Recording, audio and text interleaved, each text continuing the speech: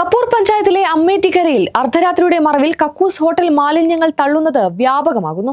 അമ്മേറ്റിക്കര പടിഞ്ഞാറെ അംഗനവാടിക്കും പ്രദേശത്തെ പ്രധാന കുടിവെള്ള പദ്ധതിയായ പമ്പ് ഹൌസിനും സമീപത്താണ് ടാങ്കറുകളിൽ എത്തിക്കുന്ന മലിനജലവും മറ്റ് അവശിഷ്ടങ്ങളും വ്യാപകമായി ഒഴുക്കിവിടുന്നത്. MX wedding centre, Valanchery, Pattambi, Koottanad, Koppam, Kechery. കഴിഞ്ഞ 5 ദിവസത്തിനിടെ മാത്രം 4 ഇടങ്ങളിലാണ് ഇത്തരത്തിൽ സാമൂഹ്യവിരുദ്ധർ മാലിന്യം തള്ളിയത്. മാലിന്യം ചെയ്യുന്നതോടെ പ്രദേശത്താകെ കടുത്ത ദുർഗന്ധമാണ് അനുഭവപ്പെടുന്നത്.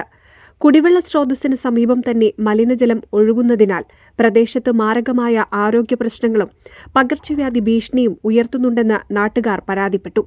അമേറ്റിക്കര പമ്പ് ഹൌസ് സ്ഥിതി ചെയ്യുന്ന ഭാഗം ആളൊഴിഞ്ഞ പ്രദേശമായതിനാലാണ് മാലിന്യം മാഫിയ ഈ സ്ഥലം പ്രധാന താവളമാക്കുന്നത്.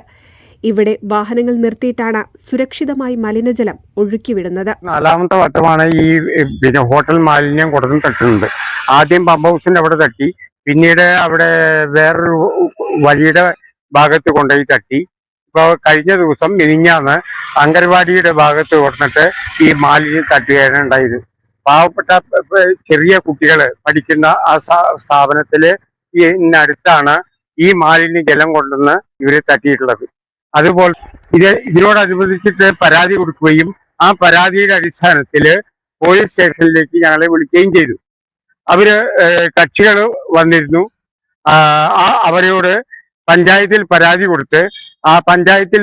കൊടുത്ത് അതിനുള്ള നടപടികൾ എങ്ങനെ വരുന്നു അതിനനുസരിച്ചിട്ട് വണ്ടി വിട്ടു തരാമെന്ന് പറഞ്ഞ് വണ്ടി സ്റ്റേഷനിൽ പിടിച്ചിടുകയാണ് ഇപ്പോൾ ചെയ്തിട്ടുള്ളത്.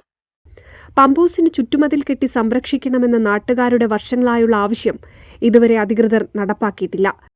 അവിടെ ഒരു അങ്ങോട്ട് വണ്ടികളൊന്നും പോവാത്ത രീതിയിലുള്ള ഒരു പമ്പ് ഹൗസിന്റെ അവിടെ വണ്ടികളൊന്നും പോവാത്ത രീതിയിൽ അവിടെ എന്തെങ്കിലും ചെയ്യണമെന്ന് നമ്മുടെ അവിടുത്തെയുള്ള വാർഡ് മെമ്പറെ അടുത്ത് സൂചിപ്പിക്കുന്നുണ്ട്.